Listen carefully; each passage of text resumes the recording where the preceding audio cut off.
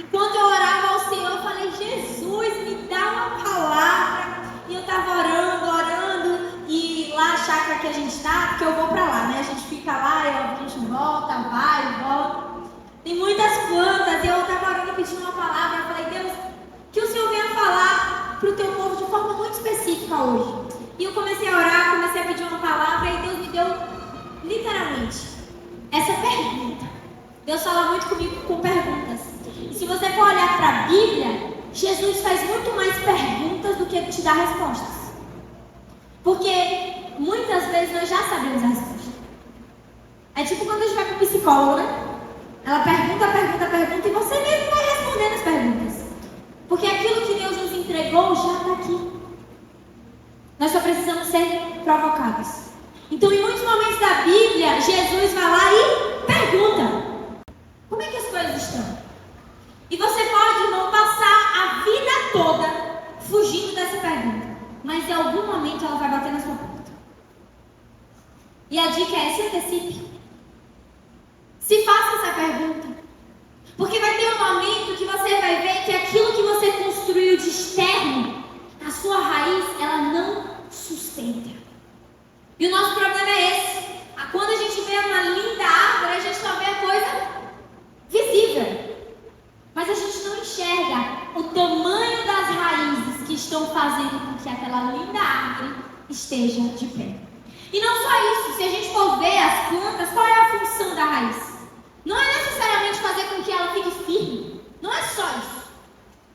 Das raízes provém todos os nutrientes das plantas. Vamos voltar aí na escola, para a gente relembrar. O xilema, o poema, aquelas coisas estranhas, eu não me lembro muito bem não. Mas, através das raízes, as folhas ficam verdes. Os troncos ficam viçosos. Ou seja, não adianta você cuidar de tudo aí exterior.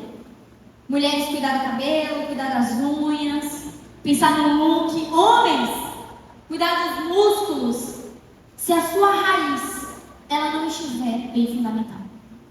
Porque no dia mal, o que te sustenta não é aquilo que você aparenta para as pessoas. É aquilo que você tem dentro. Eu sempre gosto daquele momento clássico da vida de todo mundo. O momento que você deita no travesseiro. E é só você, Deus, a escuridão e o travesseiro. Nesse momento, como é que você se fala? O que passa na sua cabeça? O que te sustenta? Quando não tem ninguém, é só você, o travesseiro, seus pensamentos e Deus. É nesse momento que a gente entende aonde as nossas raízes estão fincadas. E assim como nas plantas, e é aquilo que o pastor João até falou semana passada, eu acho. Pouca ciência te afasta de Deus. E muita ciência te aproxima de Deus. Vários estudos já comprovaram que normalmente as nossas raízes, elas são literalmente exteriorizadas com base naquilo que a gente ouve. Isso determina muito quem nós somos. O que você ouviu em infância toda? O que você ouviu da sua mãe, do seu pai, do seu esposo? Qual tipo de palavra entrou pelos seus ouvidos? Isso determina qual a saúde das suas raízes. E nas plantas é assim também. Teve uma universidade, eu vou até olhar aqui o nome para vocês não dizerem que eu estou mentindo. Teve uma pesquisa, aqui a empresa IKEA, em Dubai, fez uma pesquisa usando duas plantas idênticas em uma escola, que receberam o mesmo tratamento no sentido de água, nutrientes, etc, etc. Mas uma planta, todo dia, eles chegavam e falavam coisas ruins. A outra planta chegava e falava coisas boas. E sim, gente, a planta que só recebia palavras ruins, morreu. Quando eu vi isso, primeiro eu achei que era mentira, eu falei, não é possível. Mas aí depois eu fui pesquisar e tem vários estudos científicos que comprovam cientificamente o poder da palavra. E muitas vezes as nossas raízes são diagnosticadas por aquilo que a gente ouve. E a primeira pergunta que eu te faço é: a quem você tem emprestado seus ouvidos? Quais são as rodas que você se sente? Quem são as pessoas que você se relaciona? Como é que tem sido os teus relacionamentos? Porque isso vai sim dizer muito sobre como as suas raízes estão. A palavra de Deus nos traz uma das piores raízes, que é a que eu vou me aprofundar hoje. A raiz da rejeição. Quem nunca recebeu o não do pai, o não da mãe, o não do namorado? E às vezes a gente vive em função daquele não que a gente recebeu. E a nossa mente, ela só lembra disso. Porque a nossa facilidade é deletar tudo bom e só focar naquilo que é ruim. E quem faz isso é o próprio inimigo, gente. Só por aqui, ó. Lembra daquele dia que fulana fez isso? Lembra daquele dia que seu pai fez isso? E normalmente cada palavra ruim, ela faz com que as nossas raízes vão literalmente se apodrecendo. Tem um momento, e a pessoa que vai nos ensinar como lidar com esse tempo é a pessoa mais perfeita da Bíblia, que é o próprio Jesus. Eu confesso para vocês que em muitos momentos da nossa vida eu pergunto: Jesus, mas por que tanta coisa que a gente tem que ouvir? Não é mais fácil eu ficar numa bolinha com todo mundo que eu gosto, todo mundo que me aplaude, todo mundo que fala coisa boa e pronto? Mas aquilo que Deus mais me fala é: nem meu filho viveu essa vida. Nem o homem que era perfeito, então não tinha nem o que falar dele, porque ele era perfeito. Nem esse homem deixou de ser rejeitado. Será que você não precisa passar por isso? Eu fiz essa reflexão porque logo quando eu me converti, para mim foi muito difícil a questão dos relacionamentos, de lidar com os relacionamentos. E eu me lembro que teve um episódio específico em que as minhas amigas mais próximas se reuniram comigo e no fim daquela reunião era como se literalmente eu tivesse ficado de fora.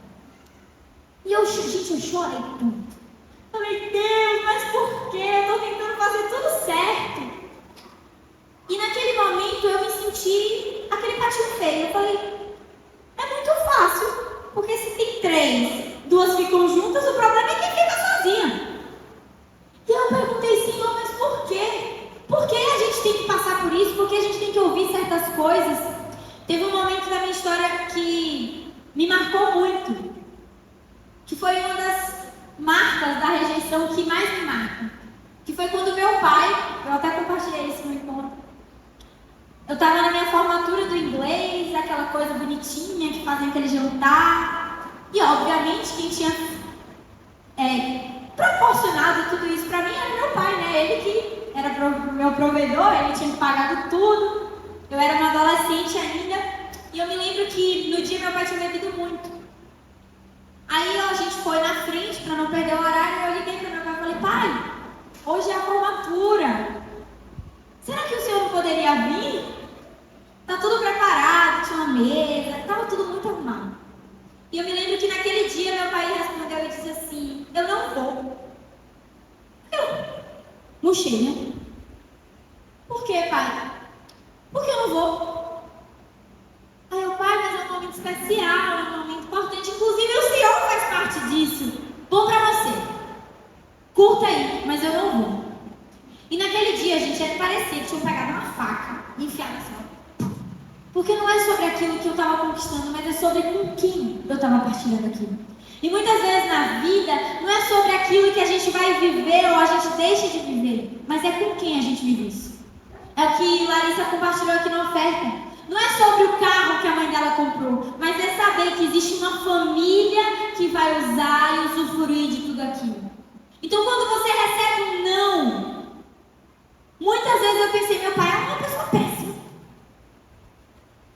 Não faz nem sentido. Ele preparou isso tudo, proporcionou isso tudo, e numa altura do campeonato dessa ele vem olhar na minha cara e dizer: bom pra você? Mas naquele momento eu sabia que não era ele. E eu chorei, porque quem chora, né? Faz parte. E aí a minha oração era: Deus, começa a me mostrar o porquê disso. E aí eu me lembrei de Jesus. a pessoa mais rejeitada foi Jesus. Porque ele era perfeito, eu tenho minhas falhas. Às vezes as pessoas vão apontar coisas em nós que são verdade. E a gente tem que elaborar isso, melhorar. Tem coisas que não. Mas Jesus não tinha nenhuma mácula. Não existia nenhum defeito em Jesus. E lá em João 18, conta como foi o processo da crucificação de Jesus. O processo de ser rejeitado. Abram comigo, João 18, cadê a Bíblia? Cadê a Bíblia de vocês? A palavra inerrante, infalível. João 18, 33. O maior ato de rejeição na Bíblia foi Jesus na cruz. O maior ato. Porque nós sabemos que Jesus estava sendo encaminhado para ser crucificado. Até as autoridades da época não entendiam muito, porque não tinha por que crucificar Jesus. Nem a olhos humanos. Mas existia ali um grupo religioso que literalmente rejeitou ele até o fim. Por quê? Para que a promessa fosse executada e cumprida. Aqui em João 18 é uma das cenas que mais me dói. Pilatos diz, 18:33. Pilatos então voltou para o pretório, chamou Jesus e lhe perguntou: você é o rei dos judeus? Perguntou-lhe Jesus: essa pergunta é tua ou os outros te falaram a meu respeito? Respondeu Pilatos: acaso sou eu judeu? Foi o seu povo e os chefes dos sacerdotes que entregaram você a mim. O que é que você fez? Disse Jesus: o meu reino não é deste mundo. Se fosse, os meus servos lutariam para impedir que os judeus me prendessem, mas agora o meu reino não é daqui. A gente vai se aprofundar nesses 4 versículos dessa noite. Primeira coisa, a cena aqui era literalmente: Jesus foi preso, Pilatos era o representante do governo naquele momento, e para crucificar alguém, o governante daquela localização tinha que dar o aval. E aí Pilatos chega. Jesus era famoso, gente. Todo mundo conhecia Jesus. E todo mundo conhecia Jesus por quê? Milagres, prodígios, curas e maravilhas. Então Pilatos chega, mas não estou entendendo. Você não é o rei dos judeus? Era como se ele dissesse assim: você não é aquela pessoa que lá fora cura, que a galera aplaude, que faz milagres? Só que Jesus sabia que a pergunta não foi pura. Ele quis dizer assim: não era você? Que muitas vezes o que acontece com a gente, né? Não era tu que fazia isso? Não era tu? Aí Jesus pergunta assim: você está perguntando de você ou é porque as outras pessoas falaram isso para você? Ele diz assim: não. É o teu próprio povo que te rejeitou. E sabe qual é a rejeição que mais dói? De quem está perto. É da pessoa que te conhece. Porque doeu tanto para mim aquela ligação. Porque era uma pessoa que importava. Era meu pai. Não era um desconhecido que não me conhecia. Não era uma pessoa que não tinha relacionamento comigo. Era uma pessoa que estava perto. A rejeição que mais nos dói é das pessoas que estão perto do nosso povo. Jesus foi rejeitado pelo povo dele. Naquele momento ele entendeu. E uma coisa que ele fez: ele tinha convicção de quem ele era. O primeiro ponto para quem gosta de anotar é a identidade firmada que Jesus tinha. Ele não precisava saber o que Pilatos achava, o que o pessoal achava. Ele sabia qual era a missão dele, o propósito dele e por que ele estava passando por aquilo. Você não deve satisfação a X, Y ou Z. Você precisa saber quem você é em Deus. E a partir desse momento, você começa a caminhar segundo os propósitos do Senhor. O problema é que a gente quer agradar todo mundo. O problema é que a gente quer ser bonzinho para todo mundo. E às vezes o que nós precisamos é dizer: não! Isso aqui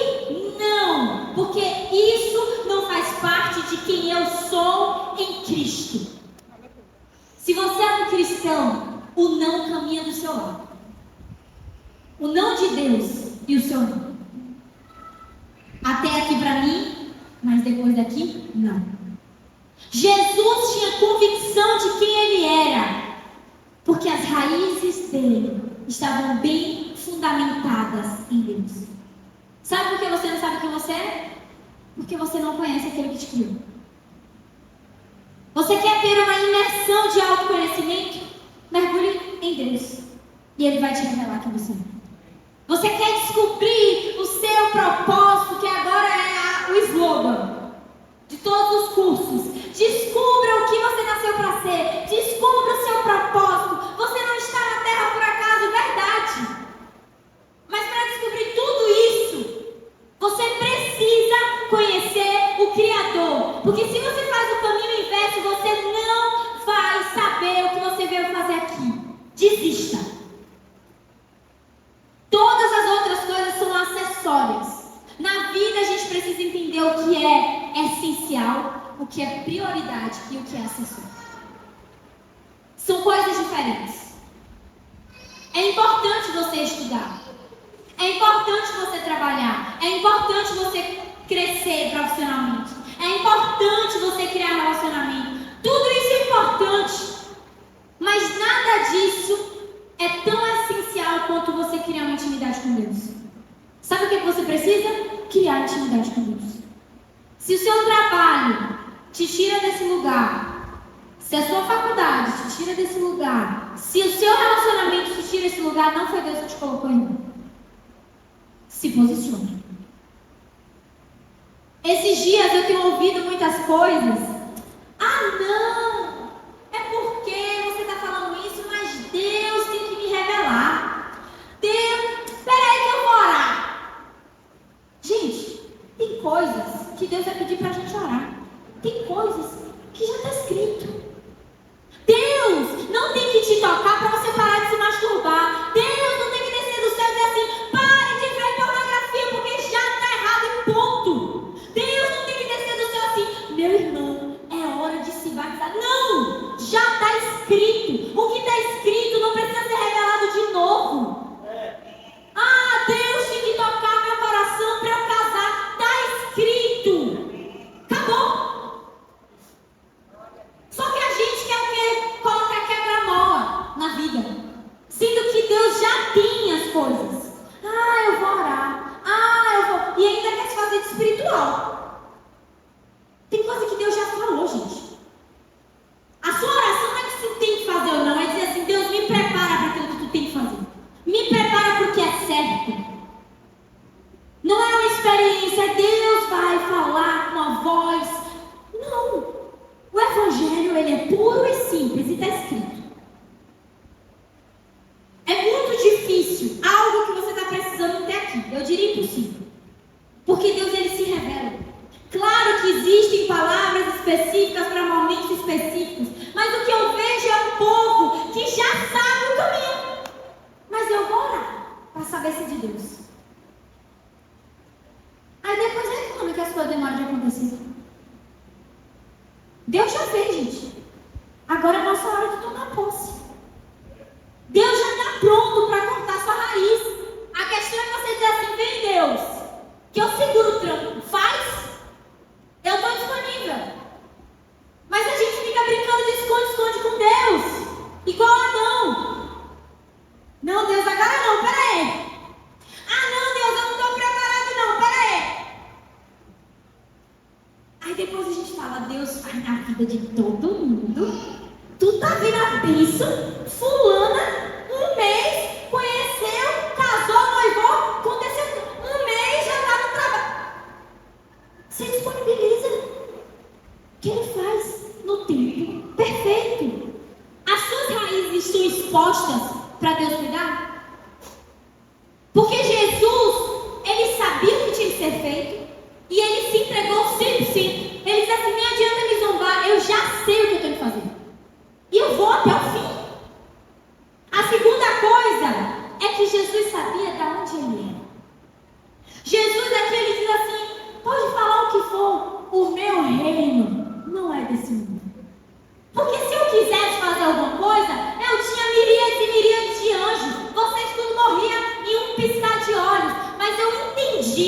que não é sobre aquilo que eu estou vivendo aqui, mas é uma eternidade. Sabe qual é o nosso segundo problema? É isso. Que a gente acha que as coisas que a gente faz aqui, a gente leva para o caixão. Às vezes a gente acha que tudo aquilo que a gente está exprimindo dos nossos esforços vão nos garantir algo. Não garante. A frase que meu esposo mais fala aí é a verdade. Ele ouviu, esqueci de quem. E é verdade. Que diz assim: estabilidade não existe. E é verdade. Porque eu posso estar aqui hoje, no meu emprego dos sonhos, com o meu casamento muito bem estruturado. E Deus me livre e guarde, amanhã eu não posso mais estar aqui. E aí? Minha vida é estável? Aparentemente pode até ser, mas no fim das contas não é. A única coisa que fundamenta a sua raiz é algo que você não controla. É só o próprio Deus que pode fazer. Deus tem um tempo. Aqueles que entendem de fazenda sabem. Tem um tempo da colheita, tem um tempo de alguns grãos, tem outro tempo de outros grãos. Tem até estratégia na hora de... existe tudo isso. E o que eu falo para vocês não é atropelar o tempo, mas é entender que quem é o Senhor do tempo não é você, o seu planejamento. É o próprio Deus. Jesus, nos últimos momentos, diz: Pai, se possível for, afasta de mim. O que ele está dizendo assim? Pai, se puder, segura a onda aí um pouquinho, porque está doendo. Mas no final ele diz assim: que não seja feita a minha vontade, mas que seja feita a tua vontade. Porque ele entendia que se Deus obedece à nossa vontade, a gente está fadado ao fracasso. Por isso que Deus é tão bom, que Ele faz aquilo que é necessário, não aquilo que a gente quer. Porque se Deus nos obedecesse, o nosso fim seria queimando no fogo do inferno. Porque se Ele sabe amanhã, você não sabe. Se tudo que a gente pedisse Deus dasse, talvez seria o pior castigo. Por isso que Ele é um Pai zeloso. Um pai bom dá tudo que o filho pede, sim ou não? Um pai bom dá tudo. Ah, pai, pedi isso, quero. Dá ou não? Você pode ter tido um pai maravilhoso, irmão, mas com certeza Ele te deu vários nãos. E não porque Ele era ruim, porque Ele era malvado, mas porque Ele sabia que o não ia te ensinar e te levar para um lugar muito melhor do que o sim que Ele ia te dar. Naquele momento Jesus disse: ei, Pai, tá difícil. Se o Senhor pudesse, segura a barra aí. Mas eu sei que não é o que eu quero, é o que o Senhor quer. Por quê? Porque tudo isso aqui passa. Ele tinha noção de pertencimento. Eu não pertenço a isso aqui. Isso aqui, o que são 100 anos ao lado de uma eternidade, gente? Nada. O que é 110 anos ao lado de 1000 anos? Nada. Por isso que a nossa oração é: Senhor, que os meus olhos não estejam aqui, mas que o Senhor me faça um coração que anseia pela eternidade. 38, continuando no mesmo texto, diz assim: olha o que Pilatos diz: não acho nele motivo algum de condenação. Contudo, segundo o costume de vocês, devo libertar um prisioneiro por ocasião da Páscoa. Querem que eu solte o rei dos judeus? Eles em resposta gritaram: não, ele não. Queremos Barrabás. Ora, Barrabás era um bandido. Nesse momento específico era uma festa chamada Páscoa. A mesma Páscoa que a gente celebra aqui. Existia era como se fosse uma brecha na lei, vamos dizer assim. Existiam as pessoas que seriam crucificadas e por ser Páscoa, eles poderiam conceder o perdão a uma pessoa. Pilatos chega e pergunta: olha, quem é que eu vou perdoar? Esse aqui eu não sei nem por que está aqui. Porque ele diz: eu não acho motivo. Mas quem é que eu perdoo? E eles não escolheram Jesus.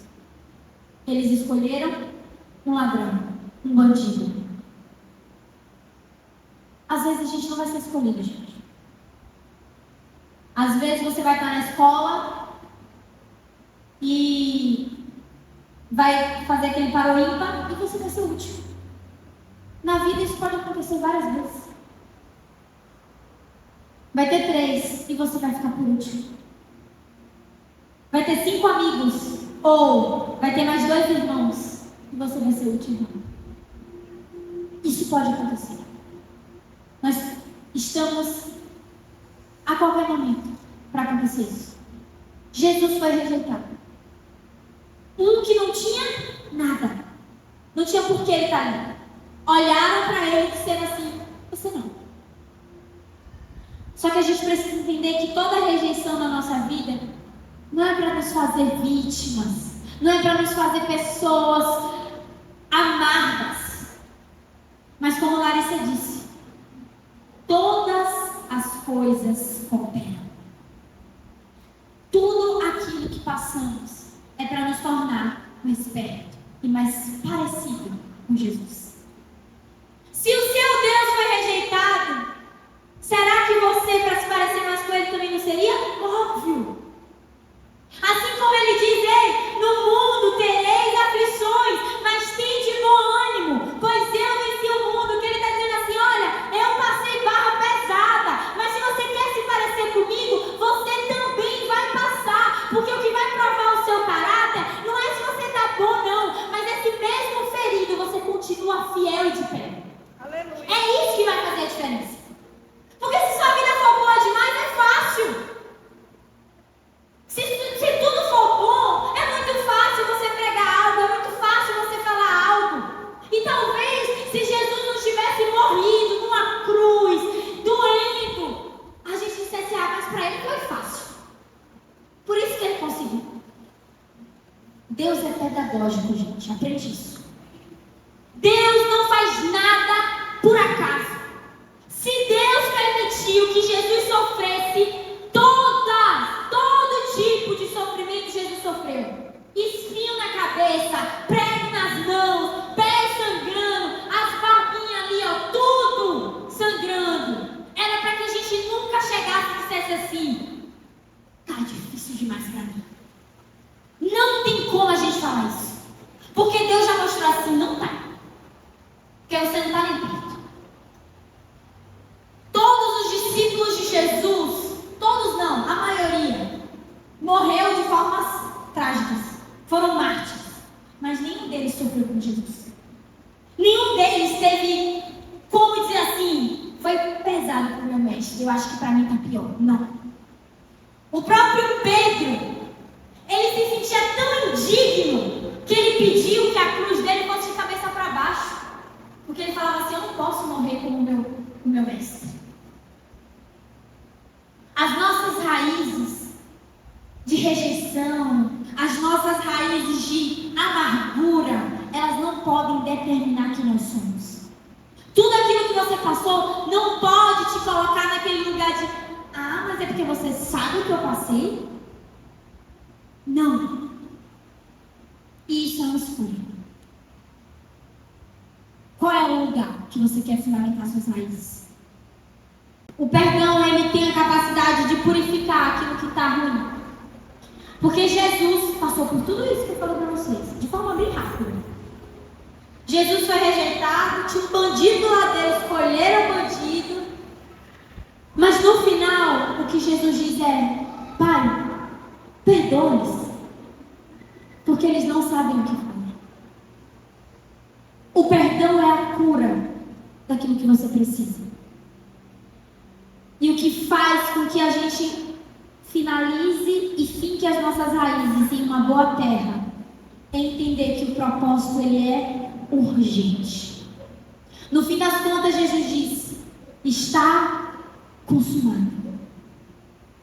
A pergunta é: será que nos últimos dias, será que hoje, se Deus permitisse que você fosse hoje, você falaria assim: está consumado, Pai, tudo aquilo que o Senhor me pediu eu cumpri? Será que você responderia isso? Será que essas seriam as suas últimas palavras? Jesus, tudo o que o Senhor me ordenou, com as minhas falhas, com os meus erros, porque ninguém aqui é perfeito. Mas, independente disso tudo, eu busquei seguir 100% a tua vontade. Eu já consegui. Essa é a urgência que nós temos. Curar nossas raízes e fincar elas em uma boa terra. Eu queria que vocês ficassem de pé.